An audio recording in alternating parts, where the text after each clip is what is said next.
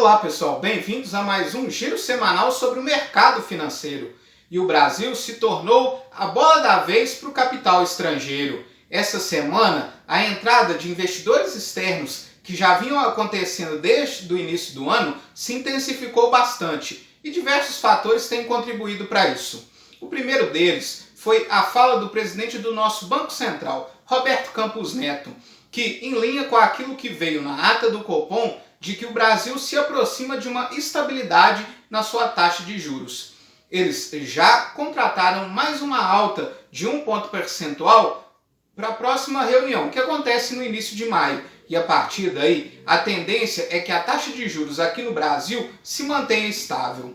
Um outro fator que tem contribuído para isso é a alta do preço das commodities. Tanto o petróleo quanto o minério de ferro têm tido bom desempenho esse ano, o que tem trazido muito capital, principalmente para a nossa bolsa de valores. Mas essa alta se torna uma faca de dois gumes, porque no cenário de estabilidade da taxa de juros apresentado pelo nosso Banco Central, ele leva em conta um barril de petróleo cotado aos 100 dólares. Mas essa semana, o barril Brent, que é referência para a Petrobras, atingiu a marca dos 119 dólares, o que está bem acima daquilo que foi precificado pelo nosso Banco Central, o que faz com que alguns economistas acreditem que a taxa de juros vai subir além disso.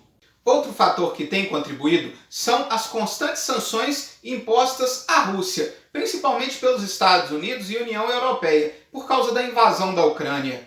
E sem esse mercado emergente, os investidores têm vindo para o Brasil. Outro mercado também que passa por algumas dificuldades é a Turquia, que tem tido algumas interferências políticas na sua política monetária, o que tem afastado os investidores estrangeiros. Com menos opções nesse mercado emergente, os investidores têm vindo para o Brasil, o que tem ocasionado uma queda brusca do dólar. O dólar fechou essa semana aos R$ 4,74, algo que a gente não via desde o início da pandemia. Foi uma queda de mais de 4% ao longo dessa semana. O confronto, que já se arrasta há mais de um mês, tem pressionado cada vez mais o preço das commodities. Essa semana, o presidente Vladimir Putin deu uma declaração de que a partir de agora só vai aceitar a compra do seu gás natural em rublo, a moeda russa. Além disso, um acordo entre Estados Unidos e União Europeia para que os americanos aumentem a sua exportação de gás natural e diminuam a dependência da Europa do gás natural da Rússia, pressionou os preços das commodities. O petróleo subiu mais de 10% essa semana.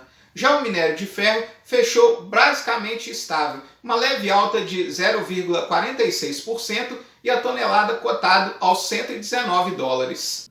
Já nos Estados Unidos, as falas de Jerome Powell, que é o presidente do Banco Central norte-americano, assustaram, principalmente porque ele disse que, para conter a inflação, os Estados Unidos pode apertar o ciclo monetário e aumentar ainda mais a sua taxa de juros, podendo elevar ela em meio ponto percentual já na próxima reunião. Outro fator que pode pressionar o petróleo é uma explosão que aconteceu na Arábia Saudita na manhã deste sábado, causada por um grupo separatista do Iêmen. Já aqui no Brasil, nós tivemos as palavras do ministro da Economia, Paulo Guedes, que disse que pode diminuir ainda mais o IPI, que é o Imposto sobre Produtos Industrializados, para poder estimular ainda mais a economia do Brasil. Mas a nossa inflação continua assustando. A prévia da inflação, o IPCA 15, que saiu essa semana, veio com uma alta de 0,95%, acima daquilo que era esperado, de 0,85%. Para tentar conter a inflação, o governo federal anunciou essa semana um decreto que busca reduzir o imposto de importação sobre o etanol e sobre produtos da cesta básica, a fim de atuar sobre os principais vilões da nossa inflação nos últimos meses: combustíveis e alimentos. Se beneficiando do capital estrangeiro, a nossa bolsa de valores, o Ibovespa, fecha mais uma semana em forte alta de 3,27%. Já nos Estados Unidos, o S&P 500 subiu 1,94%, a Nasdaq subiu 2,67% e o Dow Jones encerra essa semana em leve alta de 0,58%. Na Europa, o Stoxx 600 fecha em leve queda de 0,27%. Falando agora da renda fixa, a carteira de títulos públicos se beneficiou bastante dessa fala de Roberto Campos Neto de que nós vamos ter uma taxa de juros mais estável. A parte pré-fixada, o IRFM, ele teve uma alta de 0,9% e esse mês acumula alta de 0,58%. Já o IMA Geral, a carteira geral de títulos públicos, teve uma impressionante alta de 1,17% e já acumula esse mês alta de 1,55%.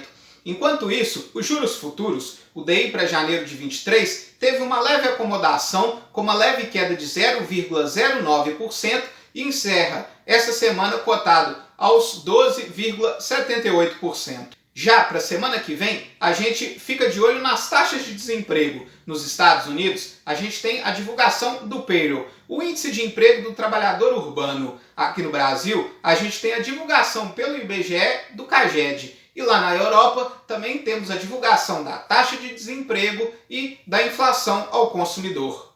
Muito obrigado e até a próxima semana.